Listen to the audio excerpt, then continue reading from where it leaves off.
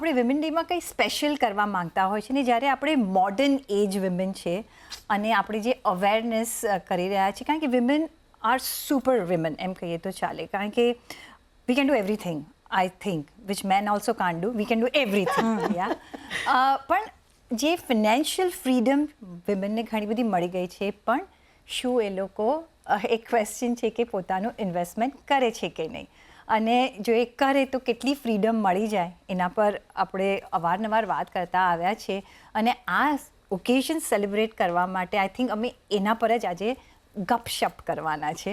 Okay Pritiben, yes, તો એક surprise છે તમારા અને ઝરનાબેન માટે. અચ્છા, તો પૂજા, શેલ વી સ્ટાર્ટ? યસ. ઓહો, સો પણ આ અમારો રોલ હોય છે તમને સરપ્રાઈઝ આજે રોલ રિવર્સલ છે થોડી વાર માટે. ઓકે સો હું અને પૂજા સેમ ક્વેશ્ચન પૂછશું બેઉ જણને, Okay. Like a rapid fire. We will try to give you a kit at the end. But as of now, you be the best in answering, both of you. Okay. And let's see, it's a rapid fire, one word It's answer. money manager today with Nisha and Pooja.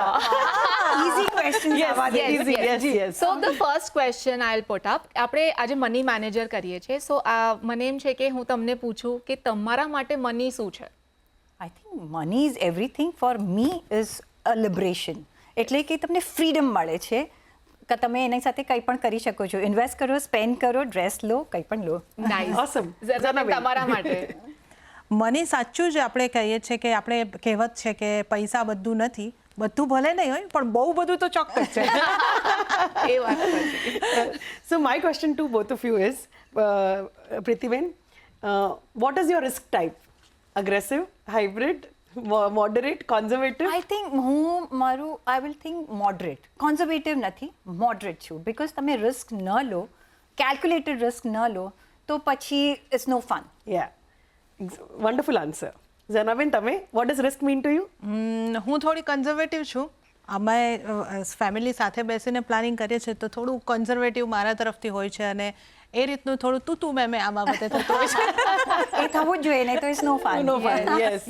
G, okay, so મારો question એ છે, પ્રીતિબેન, તમારું go to investment option શું છે? Equity, date, gold? તમને હમણાં તમને કંઈક નાખવું હોય તો તમે ક્યાં નાખો? જો પહેલાં આઈ વિલ નોટ લાય, પહેલાં હું જ્યારે મેં અર્નિંગ હું કરતી હતી, શરૂઆત કરી હતી મારા લાઈફમાં અને પછી એવરી ઓકેઝન પર અને મે બી દિવાળી પર હતું, I use to go and buy jewellery. Okay, પણ હવે મારો કોન્સેપ્ટ ઇઝ ચેન્જિંગ. Correct. હું વધારે ઇક્વિટીમાં એટલે કે મ્યુચ્યુઅલ ફંડ થ્રુ રોકાણ કરવા કરું છું અને ઇક્વિટીમાં કરું છું બિકોઝ જે છે એ છે અને અત્યારના જે રીતના સોનાનો ભાવ વધી ગયો છે તો મે બી ફોર ઇન્વેસ્ટમેન્ટ પર્પઝ હું કરીશ પણ જે જ્વેલરી બાય કરતી હતી એ હું નથી કરતી, હું ઇક્વિટીમાં કરું છું બિકોઝ આઈ નો કે અહીંયા ગ્રોથ પોટેન્શિયલ કેટલું છે. Nice, nice. ઝરનાબેન, તમારું?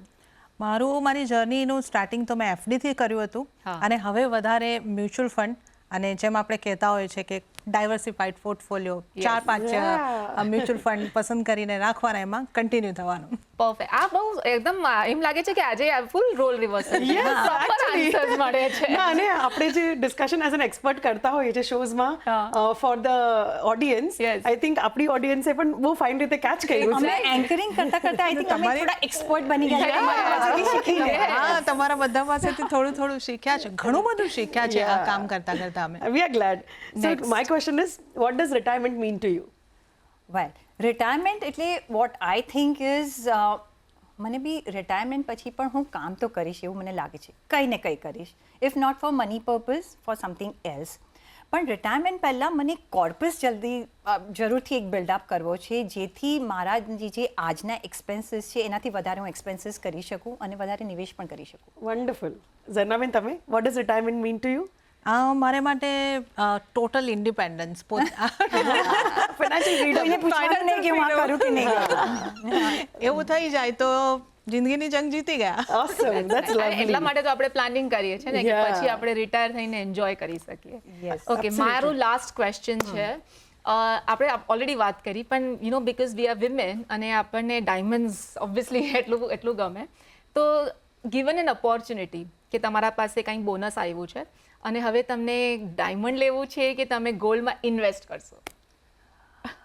હા, આઈ થિંક હું ગોલ્ડમાં ઇન્વેસ્ટ કરીશ. Okay. I tell you Y.